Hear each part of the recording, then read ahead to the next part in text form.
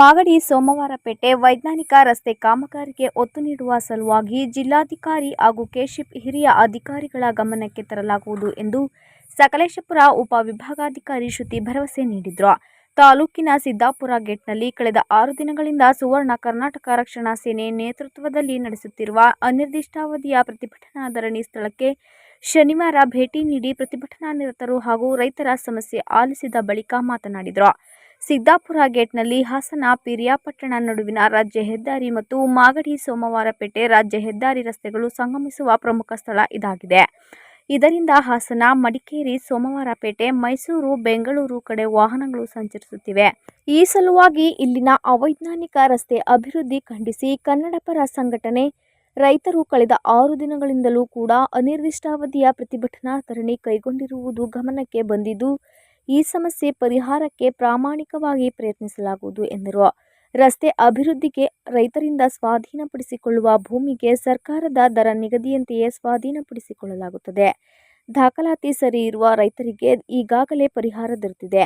ದಾಖಲೆ ಸರಿ ಇಲ್ಲದವರ ಹಣ ಇದ್ದು ಸೂಕ್ತ ದಾಖಲಾತಿ ನೀಡಿ ನಿಗದಿಯಾಗಿರುವ ಪರಿಹಾರದ ಹಣವನ್ನು ಪಡೆದುಕೊಳ್ಳಬಹುದಾಗಿದೆ ಎಂದು ಹೇಳಿದರು. ಧರಣಿ ಸ್ಥಳದಲ್ಲಿ ಎಸಿಯವರೊಂದಿಗೆ ಹಾಜರಿದ್ದು ಮಾತನಾಡಿದ ಕಾಂಗ್ರೆಸ್ ಮುಖಂಡ ಎಚ್ಪಿ ಶ್ರೀಧರಗೌಡ, ಹಲವು ದಶಕಗಳಿಂದ ಹದಗೆಟ್ಟಿದ್ದ ರಸ್ತೆ ಅಭಿವೃದ್ಧಿ ಭಾಗ್ಯ ಕಾಣುತ್ತಿದೆ. ಆದರೆ ಕೆಶಿಪ್ ಇಂಜಿನಿಯರ್ ನಿರ್ಲಕ್ಷ್ಯ ಧೋರಣೆಯಿಂದಾಗಿ ಕೆಲವು ಕಡೆ ರಸ್ತೆ ಅಭಿವೃದ್ಧಿ ಕಾಮಗಾರಿ ಅವೈಜ್ಞಾನಿಕವಾಗಿ ಸಾಗಿದೆ. ಸಿದ್ದಾಪುರ ಗೇಟ್ನಲ್ಲಿ ಅವೈಜ್ಞಾನಿಕ ಕಾಮಗಾರಿಯಿಂದಾಗಿ ಕುಶಾಲನಗರ ಮಾರ್ಗದ ರಸ್ತೆ ಯಾವುದು ಎಂದು ತಿಳಿಯದೆ ಪ್ರಯಾಣಿಕರು ಸಂಚರಿಸುವಂತಾಗಿದೆ. ಯೋಜನಾಬದ್ಧವಾಗಿ ಕಾಮಗಾರಿ ನಿರ್ವಹಿಸದ ಕಾರಣ ರಸ್ತೆ ಅಪಘಾತಗಳು ಸಂಭವಿಸಿ ಹಲವರು ಪ್ರಾಣ ಕಳೆದುಕೊಂಡಿದ್ದಾರೆ. ಬಸ್ ನಿಲುಗಡೆ ಸ್ಥಳದಲ್ಲಿ ತಂಗುದಾಣಗಳನ್ನು ನಿರ್ಮಿಸಿಲ್ಲ. ಇನ್ನು ಮುಂದೆ ಸಿದ್ದಾಪುರ ಗೇಟ್ನಲ್ಲಿ ಅಪಘಾತದಿಂದ ಸಾವು ನೋವು ಉಂಟಾದರೆ ಕೆಶಿಪ್ ಸಹಾಯಕ ಕಾರ್ಯಪಾಲಕ ಇಂಜಿನಿಯರ್ ಶಿವರಾಜ್ ಅವರ ಮೇಲೆಯೂ ದೂರು ದಾಖಲಿಸಬೇಕಾಗುತ್ತದೆ ಎಂದು ಎಚ್ಚರಿಸಿದರು. ಪ್ರತಿಭಟನೆ ನೇತೃತ್ವ ವಹಿಸಿದ್ದ ಸುವರ್ಣ ಕರ್ನಾಟಕ ರಕ್ಷಣಾ ಸೇನೆ ರಾಜ್ಯಾಧ್ಯಕ್ಷ ರಾಘವೇಂದ್ರ ಗೌಡ ಮಾತನಾಡಿ, ಅಧಿಕಾರಿಗಳ ಮನವಿ ಮೇರೆಗೆ ಅಹೋರಾತ್ರಿ ಉಪವಾಸ ಧರಣಿ ನಿಲ್ಲಿಸಲಾಗಿದೆ ವಿನಃ ನಮ್ಮ ಹೋರಾಟವನ್ನು ಹಿಂದಕ್ಕೆ ಪಡೆದಿಲ್ಲ. ನಮ್ಮ ರೈತರ ಬೇಡಿಕೆಗಳು ಈಡೇರಿಕೆ ಹಾಗೂ ವೈಜ್ಞಾನಿಕವಾಗಿ ಸಿದ್ದಾಪುರ ಗೇಟ್ನ ರಸ್ತೆ ಅಭಿವೃದ್ಧಿಗೊಳ್ಳುವ ತನಕ ಪ್ರತಿಭಟನೆ ಮುಂದುವರಿಯಲಿದೆ ಎಂದರು.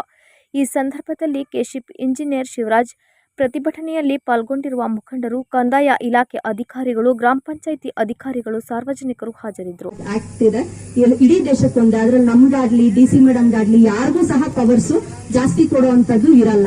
ಹಿಂದೆ ಏನ್ ಫಿಕ್ಸ್ ಆಗಿದೆ ಅಷ್ಟಕ್ಕೆ ಮಾತ್ರ ಕೊಡ್ಬೋದು. ಇಲ್ಲಿ ಪ್ರಾಬ್ಲಮ್ ಏನಂದ್ರೆ ನಾನ್ ಬಂದ್ಮೇಲೆ ಆಲ್ಮೋಸ್ಟ್ ಏನು ಒಂದು 40-50 ಜನಕ್ಕೆ ಪೇಮೆಂಟ್ ಮಾಡಿರ್ಬೋದೇನು. ನನಗೆ ನೋಡ್ತಿದ್ದಾನೆ ಬೇಜಾರಾಯ್ತು, ಯಾಕಂದ್ರೆ ಇಷ್ಟ ಕಡಿಮೆ ಅಮೌಂಟ್ ಅಂತ. ಬಟ್ ನಮ್ದು ಆಪ್ಷನ್ ಇಲ್ಲ. ಏನ್ sub register value, guidance value ಇರುತ್ತೆ ಆ ಊರಲ್ಲಿ ಅದೇ ಫಿಕ್ಸ್ ಮಾಡ್ಬೇಕು. ರೈತರಿಗೆ ನಾವು ಇಷ್ಟೊಂದು ಕಡಿಮೆ ಕೊಡ್ತೀವ ಅಂತಾನು ಇದೆ. ಬಟ್ ಅನ್ಸುತ್ತೆ, ಬಟ್ ಈ ಊರಲ್ಲಿ ಯಾವ್ದು ಟ್ರಾನ್ಸಾಕ್ಷನ್ಸ್ ನಡೀದೇ ಇರೋದ್ರಿಂದ ಒಂದಷ್ಟು ಊರುಗಳಲ್ಲಿ ಅವಾಗ ಗೈಡೆನ್ಸ್ ವ್ಯಾಲ್ಯೂ ಸಬ್ ರಿಜಿಸ್ಟರ್ ತಗೋಬೇಕು ಅನ್ನೋದು ನಮ್ ಕಾನೂನು. ಅದ್ರಂತ ನಾವು ತಗೊಂಡು ಪರಿಹಾರ ಕೊಟ್ಟಿದೀವಿ. ಈಗ ನಾವು ಮ್ಯಾಕ್ಸಿಮಮ್ ನಮ್ ಕೈಯಲ್ಲಿ ಎಷ್ಟಾಗತ್ತೋ ಅಷ್ಟು ಮಾತ್ರ ಕೊಡಕ್ ಸಾಧ್ಯ. ಬೇರೆದೇನಾದ್ರು ಇದ್ರೆ, ಇಲ್ಲ ನಿಮ್ಗೆ ಮೋಸ ಆಗಿದೆ, ಪಕ್ಕದ ಊರವ್ರಿಗೆ ಜಾಸ್ತಿ ಬಂದಿದೆ, ನಮಗ್ ಕಡಿಮೆ ಬಂದಿದೆ ಅನ್ನೋದಿದ್ರೆ ನಿಮ್ಗೆ ಇರೋದು ಒಂದೇ ದಾರಿ, ಅದೇ ಕೋರ್ಟ್ಗೆ ಹಾಕೊಂಡು ನೀವು ಅಲ್ಲಿ ಪರಿಹಾರಕ್ಕೆ ಎಕ್ಸ್ಟ್ರಾ ಎಷ್ಟು ಹೇಳ್ತಾರೋ ಅದನ್ನ ನಾವು ಕೊಡ್ತೀವಿ. ಆ ಕೋರ್ಟ್ ಕಾನೂನಂತೆ ನಮ್ಮ ಕೈಯಲ್ಲಂತೂ ಇರಲ್ಲ. ಇನ್ನ ಉಳಿದಿದ್ದು ನಮ್ ಕಡೆಯಿಂದ ಒಂದು ಸಣ್ಣ ಪುಟ್ಟ ಹಿಂದೆ ಸರ್ವೆ ಮಾಡುವಾಗ ಮಿಸ್ಟೇಕ್ ಆಗಿ ಬಿಟ್ಟೋಗಿರುವಂತದ್ದಿದೆ. ನಾವು ನಮ್ಮ ತಪ್ಪನ್ನ ಒಪ್ಕೊಂತೀವಿ. ಹಿಂದೆ ನಮ್ ಕಡೆಯಿಂದ ಆಗಿರ್ಬೋದು, ನಮ್ಮ ಕೆಶಿಪ್ ಅವ್ರ ಕಡೆಯಿಂದ ಆಗಿರ್ಬೋದು. ಈಗ 1-2-3 ಮನೆಗಳಿಗೆ ಪೇಮೆಂಟ್ ಬಂದಿಲ್ಲ, ಅದು ಹೋಗ್ತಿದೆ. ಪ್ಲಸ್ ಇದೆ ಲೈನ್ ಏನ್ ಮನೆಗಳ ಮೇಲೆ ಹೋಗ್ತಿದೆ, ಬೋರ್ವೆಲ್ ಹೋಗ್ತಿದೆ. ಲಾಸ್ಟ್ ಟೈಮ್ ನಾನು ಈ ಊರಿಗೆ ಬಂದಾಗ ನೀವೆಲ್ಲ ತೋರಿಸಿದ್ರೆ ಅದನ್ನ ಅವತ್ತು ಏನ್ ನಾವು ಅವ್ರ ಡೈರೆಕ್ಷನ್ ಕೆಶಿಪ್ ಅವ್ರು ಕೊಟ್ರಿ ಅದರಂತೆ ಅವರು ವ್ಯಾಲ್ಯೂಯೇಷನ್ ಸಹ ಮಾಡಿ ಕೊಟ್ಟಿದ್ದಾರೆ. ಬಟ್ ನಮಗ್ ಕನ್ಫರ್ಮೇಶನ್ಗೆ ಈಗ ಹೆಡ್ ಆಫೀಸಿಗೆ ಕಳಿಸ್ಬೇಕು ಅಂದ್ರೆ ಅವರು ನಮಗ್ ಬೈತಾರೆ. ಏನಕ್ಕೆ ಕಳಿಸಿದ್ರೆ, ಅವಾಗ ಯಾಕೆ ಕಳಿಸ್ಲಿಲ್ಲ, ಹೆಂಗ್ ಬಿಟ್ಟೋಯ್ತು, ನೀವೆಲ್ಲ ಏನ್ ಮಾಡ್ತಿದ್ರಿ ಅಧಿಕಾರಿಗಳು ಅಂತ ಹೇಳ್ತಾರೆ. ಹಂಗಾಗಿ ಇನ್ನೊಂದ್ಸಲ ಸರ್ವೆ ಮಾಡಿಸಿ ಅಂತ ಸರ್ವೆಗೆ ಬರ್ದಿದ್ವಿ. ಸರ್ವೆನೂ ಆಗಿದೆ. ಈಗ ಅದನ್ನ ಯಾರ್ಯಾರ್ದು ಬೋರ್ವೆಲ್ ಮತ್ತೆ ಲೈನ್ ಓಡುವಂತದ್ದು ಪ್ಲಸ್ ಮನೆಗಳದ್ದು ಏನ್ ಹೋಗಿದೆ ಅದನ್ನ ನಾವು ಪೇಮೆಂಟ್ ನ ಅಲ್ಲಿ ಕಳಿಸಿ ಅಲ್ಲಿಂದ ಬಂದ ತಕ್ಷಣ ಮಾಡ್ತೀವಿ. ನೀಟಾಗಿ ಇಲ್ಲೇ ಆಕ್ಸಿಡೆಂಟ್ ಜಾಸ್ತಿ ಆಗ್ತದೆ. 3 ತಿಂಗಳಲ್ಲಿ 3 ಸಾವಾಗಿದೆ ಸರ್ಕಾರದಲ್ಲಿ. ಇನ್ನೊಂದೇ ನೆಕ್ಸ್ಟ್ ಸಾವಾದ್ರೆ ನಾನು ಹೇಳ್ತಾ ಇದ್ದೀನಿ, ಸಬ್ ಇನ್ಸ್ಪೆಕ್ಟರ್ಗೂ ಹೇಳ್ತಾ ಇದ್ದೀನಿ, ದಯಮಾಡಿ FIR ಹಾಕ್ಬೇಕಾದ ಸಂದರ್ಭದಲ್ಲಿ ಈ ಇಂಜಿನಿಯರ್ ಶಿವರಾಜ್ ಏನಿದಾರೋ ಅವರನ್ನೇ A1 ಅಕ್ಯೂಸ್ಡ್ ಹಾಕಿ ಮಾಡಬೇಕು. ಇವ್ರ ಮೇಲೆ ಕೇಸ್ ಮಾಡಬೇಕು. ಹೇಳ್ತಾ ಇದ್ದೀನಿ, ನೆಕ್ಸ್ಟ್ ಕೇಸ್ ಆದ್ರೆ ನೀವೇ A1. ಗೊತ್ತಾಯ್ತಾ? ತಮ್ಮೆಲ್ಲರ ಪರವಾಗಿ ಧನ್ಯವಾದಗಳನ್ನು ಅರ್ಪಿಸಲಿಕ್ಕೆ ಬಯಸ್ತಾ ಇದ್ದೀನಿ. ಇದ್ರ ಜೊತೆಗೆ ಇನ್ನ ಈಗ ಇಲ್ಲಿ ಸಮಸ್ಯೆಗಳನ್ನ ಮೇಡಮ್ ಕೇಳಿಸ್ಕೊಂಡಿದ್ದಾರೆ. ಏನೇನ್ ಸಮಸ್ಯೆಗಳನ್ನ ರೈತರು ಹೇಳಿದ್ದಾರೆ ಅಂತಕ್ಕಂಥದ್ದನ್ನ ಮುಖ್ಯವಾಗಿರ್ತಕ್ಕಂಥದ್ದು ಪರಿಹಾರ ಸರಿಯಾಗಿ ಸಮರ್ಪಕವಾಗಿ ಭೂಮಿಯನ್ನು ಕಳ್ಕೊಂಡಂತವ್ರಿಗೆ ತಲುಪಿಲ್ಲ ಅಂತಕ್ಕಂಥದ್ದು ಮುಖ್ಯವಾದಂತಹ ಒಂದು ಸಮಸ್ಯೆಯನ್ನು ಹೇಳಿರ್ತಕ್ಕಂಥದ್ದು. ಈಗ ರಸ್ತೆ ನಮ್ಗೆ ಬೇಕು, ಹೌದು, ರಸ್ತೆ ಅಭಿವೃದ್ಧಿಗೆ ಮೂಲ. ರಸ್ತೆ ಇಲ್ಲ ಅಂತಂದ್ರೆ ರೈತರಾಗ್ಲಿ, ವ್ಯಾಪಾರ ಆಗ್ಲಿ, ವಹಿವಾಟಾಗ್ಲಿ ನಾವು ಮಾಡೋದು ಕಷ್ಟ, ನಾವು ಮುಂದುವರಿಲಿಕ್ಕೂ ಕೂಡ ಕಷ್ಟ ಅಂತಕ್ಕಂಥ ಯೋಜನೆ ಇರ್ತಕ್ಕಂಥದ್ದು. ಇದು ನೇರವಾಗಿ ನಮಗೆ ಬೆಂಗಳೂರಿಗೆ ಸಂಪರ್ಕ ಸಾಧಿಸೋದ್ರಿಂದ ಈ ರಸ್ತೆ ನಮಗೆ ಬಹಳ ಮುಖ್ಯ. ಹಾಗಾಗಿ ರಸ್ತೆ ಕಾಮಗಾರಿಗೆ ನಾವ್ಯಾರು ಕೂಡ ತೊಂದರೆ ಕೊಡುವಂತ ಉದ್ದೇಶವನ್ನ ನಮ್ಮ ರೈತರು ಯಾರು ಕೂಡ ಹೊಂದಿಲ್ಲ.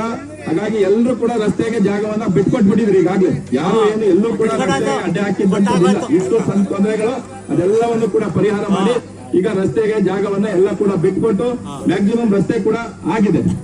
ಅದಾದ ಮೇಲೆ ಆದ್ರೂ ಕೂಡ ರಸ್ತೆ ಆದ್ರೂ ಕೂಡ ಇನ್ನೂ ಕೂಡ ರೈತರಿಗೆ ಪರಿಹಾರ ದೊರೆಯದೇ ಇರತಕ್ಕಂಥದ್ದು ಇದು ಒಂದು ಶೋಚನೀಯ ಸ್ಥಿತಿ ಅಂತ ಹೇಳಲಿಕ್ಕೆ ನಾನು ಬಯಸ್ತೀನಿ ಮೇಡಮ್. ಹಿಂಗಾಗಬಾರ್ದು. ಯಾಕೆಂತಂದ್ರೆ ಅವರು ರಸ್ತೆ ಬಿಟ್ಕೊಟ್ಟಿದ್ರೆ, ಜಾಗ ಕೊಟ್ಟಿದ್ರಿಂದನೇ ಇವತ್ತು ರಸ್ತೆ ಆಗಿರತಕ್ಕಂಥದ್ದು. ಇಲ್ಲಿ ವಾಹನಗಳು ಬಹಳ ಸರಾಗವಾಗಿ ಓಡಾಡ್ಲಿಕ್ಕೆ ಸಾಧ್ಯ ಆಗಿರ್ತಕ್ಕಂಥದ್ದು. ಆ ರಸ್ತೆ ಜಾಗ ಕೊಟ್ಟಂತವ್ರಿಗೆ ನೋವು ಕೊಡ್ತಕ್ಕಂಥದ್ದು ಸರಿಯಲ್ಲ. ಹಾಗಾಗಿ ದಯಮಾಡಿ ಏನು ಸಮಸ್ಯೆಗಳನ್ನ ಈಗ ನಮ್ಮ ರೈತ ಬಾಂಧವರು ತಾವುಗಳು ಈ ಭಾಗದ ನಮ್ಮ ತಾವೆಲ್ಲ ಜನರು ತಾವೆಲ್ಲ ಏನು ಸಮಸ್ಯೆಗಳನ್ನ ಹೇಳಿದ್ದಾರೆ ಮೇಡಮ್, ಇದನ್ನ ಆಫೀಸಿಗೆ ಬನ್ನಿ ಇಲ್ಲಿಗೆ ಬನ್ನಿ ಅಂತ ಹೇಳಿ ಸುತ್ತಕ್ಕಂಥದ್ದು ಬೇಡ. ದಯಮಾಡಿ ಒಬ್ಬರನ್ನ ಯಾರನ್ನಾದ್ರೂ ಲೈಸನ್ಸಿಂಗ್ಗೆ ಒಬ್ಬರ ಆಫೀಸರ್ನ ಹಾಕ್ಬೇಕು ನೀವು.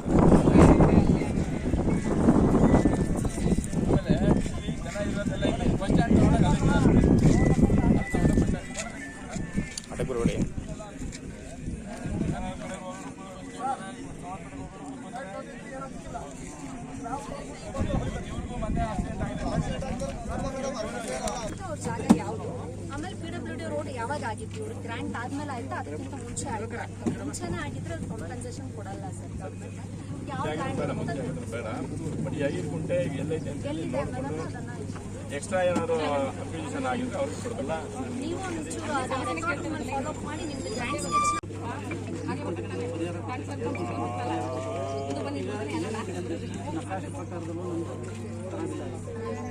ನಕಾಶೆ ಪ್ರಕಾರ ಅಂತಲ್ಲ, ನಕಾಶೆ ರೋಡ್ ಇದ್ದಿದ ತಕ್ಷಣ ಅಂತಾನೆ ಅಲ್ಲ, ಅಳತೆಗೆ ಸಿಕ್ಕದ ಖರಾಬು ಅಂತಾನೆ ನಿಮ್ದ್ರಲ್ಲಿ ಖರಾಬು ಅಂತ ಬಂದ್ರೆ